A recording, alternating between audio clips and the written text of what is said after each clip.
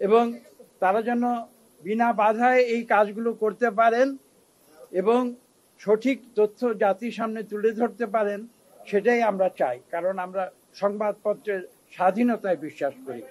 আপনারা জানেন যে আমি অল্প সময়ের জন্য বাংলাদেশের তথ্য মন্ত্রণালয়ের দায়িত্বে ছিলাম এবং তখনও আমি যে আদর্শে বিশ্বাস করেছি, আজও আমি সেই আদর্শে বিশ্বাস। আপনাদের সবাইকে ধন্যবাদ। আমরা যে বিষয় নিয়ে আজকে এখানে আলাপ করতে এসেছিলাম সেটা কোনো আমাদের ব্যক্তিগত বা দলীয় স্বার্থে নয়, আমাদের জাতির স্বার্থে, যাতে করে এই দেশের মানুষ যাতে করে দীর্ঘ 17 বছরের যে সংগ্রাম, সেই সংগ্রামের পরে এবং যে সংগ্রামটি ছিল বাংলাদেশে গণতন্ত্র পুনঃপ্রতিষ্ঠার জন্য সংগ্রাম, সেই সংগ্রামের ফলশ্রুতিতে বিগত 2024 সালের 5ই আগস্ট আমরা যে ছাত্র জনতার অভ্যুত্থান দেখেছি, তার ফলশ্রুতিতে আজকে আমরা যে অবস্থায় উপনীত হয়েছি, সেই পরিবর্তন আমরা চাই। যে পরিবর্তনের মাধ্যমে এদেশের 18 কোটি মানুষ একটি গণতান্ত্রিক পরিবেশে তারা নির্ভয়ে বসবাস করতে পারবে, সাংবাদিকরা নির্ভয়ে কথা বলতে পারবে, দেশের ভোটাররা 12 কোটি ভোটার নির্ভয়ে তারা তাদের ইচ্ছে মতো ভোট দিতে পারবে। এবং সেই কথাগুলি কিন্তু মূলত আজকে এখানে আমরা বলতে এসেছিলাম। আমরা তাদেরকে, নির্বাচন কমিশনকে আমরা অনুরোধ করেছি যে তারা যেন একটি উদাহরণ সৃষ্টি করতে পারে, যাতে বাংলাদেশের মানুষ শুধু নয়, বিশ্বের মানুষ যাতে বুঝতে পারে যে বাংলাদেশ গণতন্ত্রের পথে এগুচ্ছে, এদেশে একটি সুষ্ঠু নিরপেক্ষ নির্বাচন যাতে হয়। এবং সেই গুরুদায়িত্ব আজকের নির্বাচন কমিশনের উপরে রয়েছে বলেই আজকে আমরা এই আলোচনায় এসেছি। আপনারা জানেন, নির্দিষ্ট বিষয় নিয়ে আমি বিস্তারিত আলোচনায় যাব না, কিন্তু মূল কথাগুলো আমি এখানে আপনাদের সামনে তুলে ধরছি। সেটা হচ্ছে যে একটি সুষ্ঠু নিরপেক্ষ নির্বাচন করতে হলে যে বিষয়টি সবচেয়ে গুরুত্বপূর্ণ, যে দায়িত্বটি সবচেয়ে গুরুত্বপূর্ণ, সেটা হচ্ছে নির্বাচন কমিশনের দায়িত্ব। কিন্তু আপনারা সবাই জানেন যে নির্বাচন কমিশনের হয়তো 5 জন বা কয়েকজন সদস্য রয়েছেন, তারা আমাদের যে সংবিধান, সেই সংবিধানের মাধ্যমে তারা এখানে এসেছেন এবং একথা বলার অপেক্ষা রাখে না, নির্বাচন কমিশনের নিজস্ব যে জনবল সেটা কিন্তু অত্যন্ত সীমিত। আমাদের দেশে ইংল্যান্ড এবং আমেরিকার মতো আমরা নির্বাচন করি একটি দিনে, সাধারণ নির্বাচন একটি দিনে অনুষ্ঠিত হয়, সকাল থেকে বিকেল বা সন্ধ্যা পর্যন্ত। কাজে একটি দিনে এই যে বিরাট কর্মযজ্ঞ, এই কর্মযজ্ঞ যদি আমরা অনুষ্ঠান করতে যাই, তাহলে আপনারা ধারণা করে দেখুন, আমি কথা বলছি, আমাদের 300টি নির্বাচনী এলাকা রয়েছে, আমাদের প্রায় 42,000 ভোট কেন্দ্র রয়েছে এবং এক একটি ভোট কেন্দ্রে গড়ে 5 থেকে 6টি পর্যন্ত 5 থেকে 7টি গড়ে এখানে বুথ থাকে। তাহলে চিন্তা করতে পারেন যে কত বড় একটি কর্মযজ্ঞ। এবং আজকে এই যে বললাম 5 জন নির্বাচন কমিশনার যারা সংবিধানের মাধ্যমে তারা এখানে অ্যাপয়েন্টেড হয়েছেন, কিন্তু এটা তো শুধু এই 5 জন করতে পারবেন না। এবং এর জন্য যে বিশাল একটি ম্যান পাওয়ার যেটা লাগবে, সেটা কি করে নির্বাচন কমিশন? মূলত সরকার থেকে তারা সেই দিনের জন্য বা কয়েকদিনের জন্য তারা ধার করে নিয়ে আসে এবং আমাদের সংবিধান অনুযায়ী সেই কিছুদিনের জন্য সেই সরকারি কর্মকর্তারা কিন্তু এক্সিকিউটিভ ব্রাঞ্চের কর্মকর্তা না হয়ে তারা কিন্তু নির্বাচন কমিশনের কর্মকর্তা হিসেবে কাজ করে। এখন প্রশ্ন হচ্ছে, এটাই হচ্ছে বড় প্রশ্ন, আমরা মোটামুটি একটা হিসাব করে দেখেছি যে কমপক্ষে 10 লক্ষ লোকের প্রয়োজন হবে নির্বাচনে। তো তাহলে যদি এই বিশাল একটি জনগোষ্ঠীর প্রয়োজন হয়, তারা কারা? এই প্রশ্নটি আমাদের বিবেচনায় এসেছে এবং এটা বিবেচনায় করছি। মানে এর একটি বিশাল অংশ বাংলাদেশের যে প্রশাসন, সিভিল প্রশাসন, সেখান থেকে আসে, পুলিশ প্রশাসন থেকে একটি বিশেষ অংশ আসে, আমাদের বিচার বিভাগ থেকে কিছু আসে, ম্যাজিস্ট্রেট যারা আছেন বাংলাদেশে তারা আসেন, এবং আপনারা জানেন যে আমরা আইন শৃঙ্খলা রক্ষার জন্য সামরিক বাহিনীর সহায়তা আমরা কামনা করি। এই বিষয়গুলি আপনাদের মনে রাখতে হবে। এখানে একটি গুরুত্বপূর্ণ প্রশ্ন যেটা আমরা এখানে উত্থাপন করেছি এবং তাদের সঙ্গে অত্যন্ত সৌহার্দ্যপূর্ণ পরিবেশে আমরা আলাপ করেছি। আমি এখানে আনন্দের সঙ্গে বলছি, আমরা যে কথাগুলো এখানে আলোচনা করতে এসেছিলাম এই প্রশ্নগুলো কিন্তু নির্বাচন কমিশন নিজেদেরও প্রশ্ন। তারাও কিন্তু এক বাক্যে একটি কথা বলেছেন যে তারা দৃঢ় প্রতিজ্ঞ তারা একটি সুষ্ঠু নিরপেক্ষ নির্বাচন করবে, এবং আমরাও বলেছি যে আমরা সেটাই চাই। এই মতৈক্য আজকে আমরা প্রতিষ্ঠা করেছি এবং এটা আমি বিশ্বাস করি এই দেশের জন্য কল্যাণকর হবে।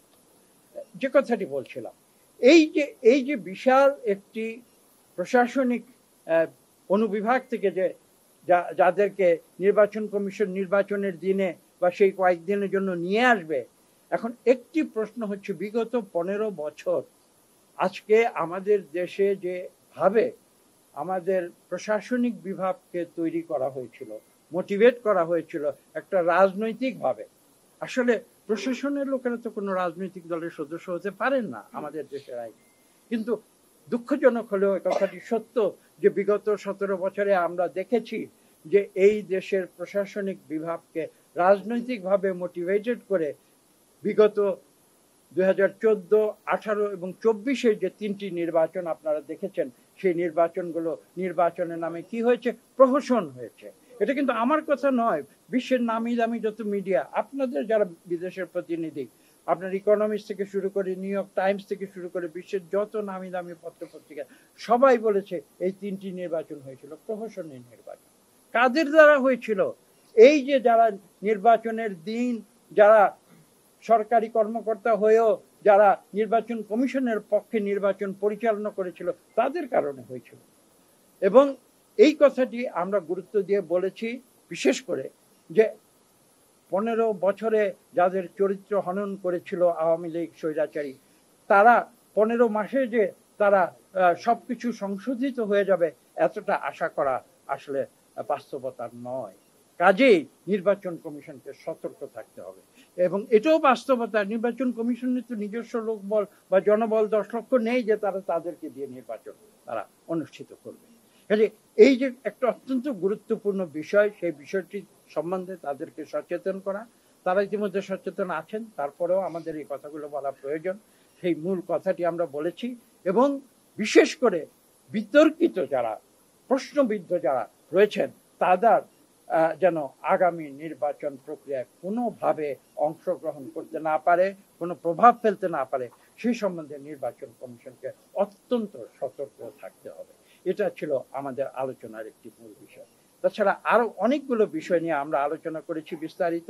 সেই বিস্তারিত আলোচনায় আমার মনে হয় এই মুহূর্তে যাবার কোনো প্রয়োজন নাই। আপনারা জানেন আইন শৃঙ্খলা পরিস্থিতি নির্বাচনের দিন আমরা বলেছি যে এই সরকার, এই নির্বাচন কমিশন যখন দৃশ্যমান হবে যে তারা একটি সুষ্ঠু নিরপেক্ষ নির্বাচন করতে চায়, আমি ব্যক্তিগতভাবে বলেছি আমার বিশ্বাস, আমরা অনেকেই যে ভয়টা পাচ্ছি যে নির্বাচনের দিনে বিশৃঙ্খলা হবে, আইন শৃঙ্খলা পরিস্থিতির ক্ষতি হবে, আমি বিশ্বাস করি যে বাংলাদেশের মানুষ তাদের অন্তরে গণতন্ত্র রয়েছে, তারা গণতন্ত্রে বিশ্বাস করে এবং তারা গণতন্ত্র প্রক্রিয়া তারা যেটা তার বিগত 15 বছর যে গণতান্ত্রিক প্রক্রিয়া তারা নিজেদের ব্যবহার করতে পারেনি, সেই গণতান্ত্রিক প্রক্রিয়া একটি সুষ্ঠু নিরপেক্ষ ভোটদানের মাধ্যমে তারা সঠিকভাবে তারা তাদের অধিকার প্রয়োগ করবে। এই বিশ্বাস যখন তাদের মনে জন্ম হবে, সেই মুহূর্তে আমি বিশ্বাস করি যে নির্বাচন একটি উৎসব মুখর একটা কর্মকাণ্ডে পরিণত হবে এবং আইন শৃঙ্খলা নিয়ে আমরা যে আশঙ্কা করছি সে আশঙ্কা থাকবে না। কিন্তু তার মূলে যে কথাটি রয়েছে, সেই মূলের কথাটি হচ্ছে এই যে এই নির্বাচন কমিশনকে এই অন্তর্বর্তীকালীন সরকার যেটা নির্বাচনের সময় এমন একটি সরকারে পরিণত হওয়া প্রয়োজন যারা বলবে যে আমরা যারা সরকার পরিচালনা করছি আমাদের নির্বাচনী ফলাফলে কোনো স্বার্থ নেই, এটা তারা দৃশ্যমানভাবে দেশের 18 কোটি মানুষকে বুঝিয়ে দিতে হবে। এই ছিল আমাদের বক্তব্য।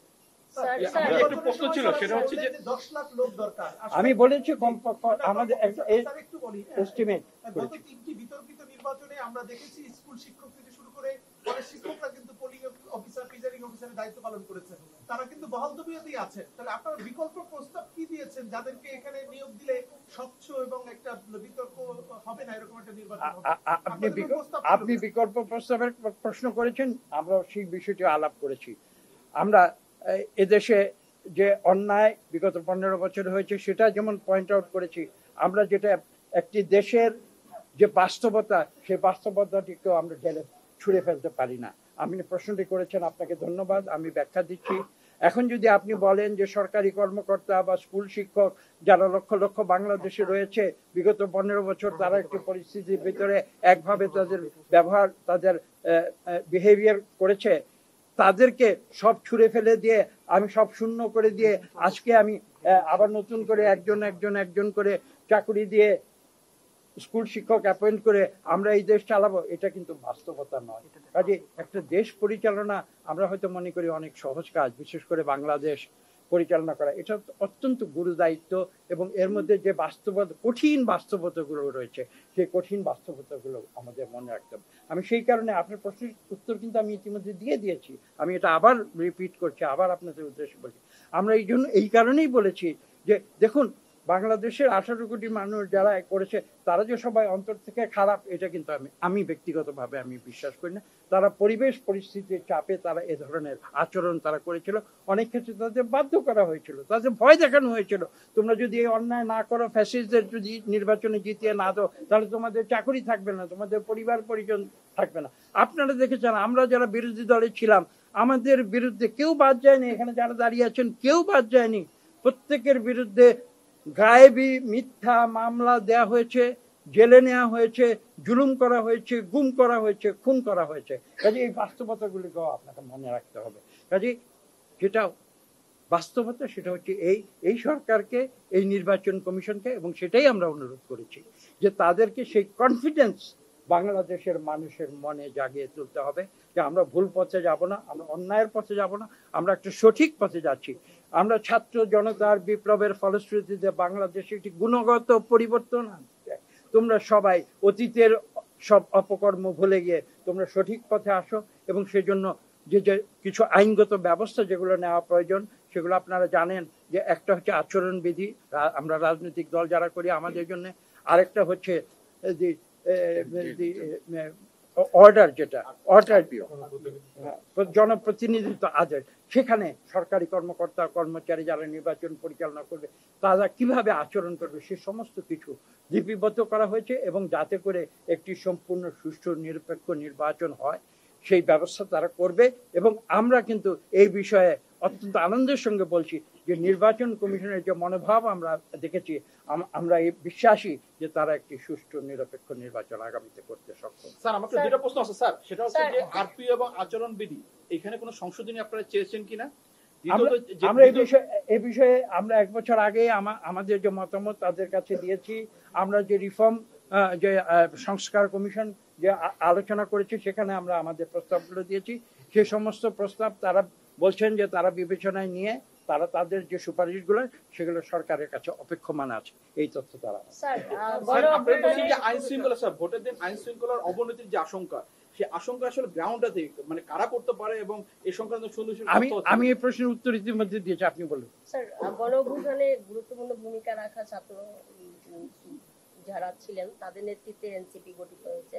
সেই এনসিপি কে প্রতীক নিয়ে একটা দ্বন্দ্ব চলছে, ইসি এনসিপি, এই ক্ষেত্রে কি মানে পরবর্তী নির্বাচনে কোনো প্রভাব পড়বে কিনা মনে করেন কিনা? আর দুই স্যার, বিগত নির্বাচনগুলোতে আমরা দেখেছি বিএনপি বিভিন্ন দলের সাথে জোটবদ্ধ হয়ে নির্বাচনে অংশ নিয়েছে, এই বছর এরকম কোনো সম্ভাবনা আছে কিনা? আমি দুটি প্রশ্ন আমি উত্তর দিচ্ছি। প্রথম প্রশ্নটি গুরুত্বপূর্ণ। আপনারা দেখেছেন যে কিছুদিন আগে, আপনি প্রশ্নটি কেন করেছেন আমি সেটা খোলাখুলি বলে দিচ্ছি। আপনারা দেখেছেন কিছুদিন আগে যে জুলাই সনদ যেটা স্বাক্ষর হয়েছে সেখানে এনসিপি অংশগ্রহণ করেনি। এটা একটা বাস্তবতা, তাদের কিছু দাবি দেওয়া ছিল। তবে এই প্রসঙ্গে আমি কিন্তু আমার মতামত ঠিক গত শুক্রবারে আমি পত্রপত্রিকা মিডিয়াতে দিয়েছি। আমি কিন্তু নীতিগতভাবে এটা বিশ্বাস করি যে আমরা রাজনীতি যারা করি রাজনৈতিকভাবে বিশেষ করে আমরা আমাদের বিভিন্ন দলমত নির্বিশেষে আমাদের মতামত থাকবে, এবং মতদ্বৈধতাও থাকবে, ভিন্ন মত থাকবে। যদি ভিন্ন মত না থাকে তাহলে কিন্তু গণতন্ত্র হতে পারে না। কাজে আজকে এনসিপি আপনি যেটা বলেছেন তাদের কিছু ভিন্নমত রয়েছে, আমরা সেটাকে সম্মান করি। আমাদের কিছু ভিন্নমত রয়েছে, আমরা আশা করি অন্যরাও সেটা সম্মান করবে। আমরা সবাই যদি একমত হয়ে যাই, আমি কিছু মনে করবেন না, আমি বলতে বাধ্য হচ্ছি, তাহলে তো আমরা আবার সেই বাকশালেই ফিরে যাব।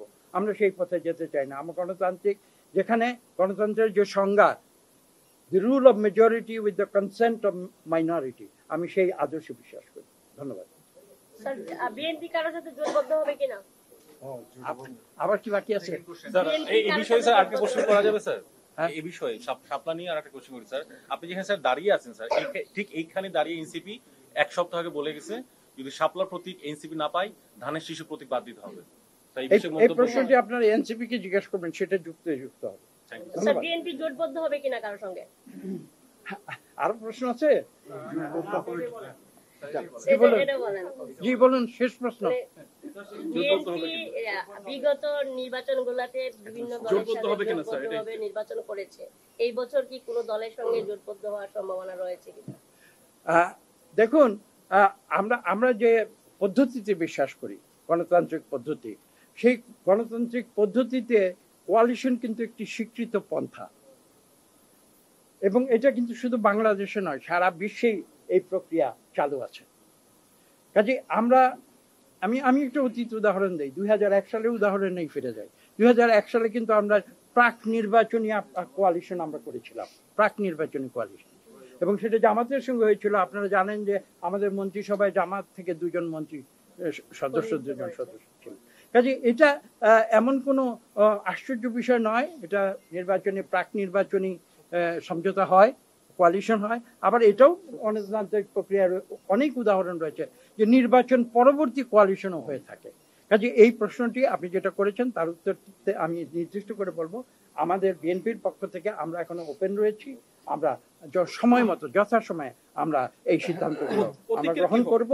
ঠিক এই মুহূর্তেই আমার মনে হয় এখনো সময় হয়নি।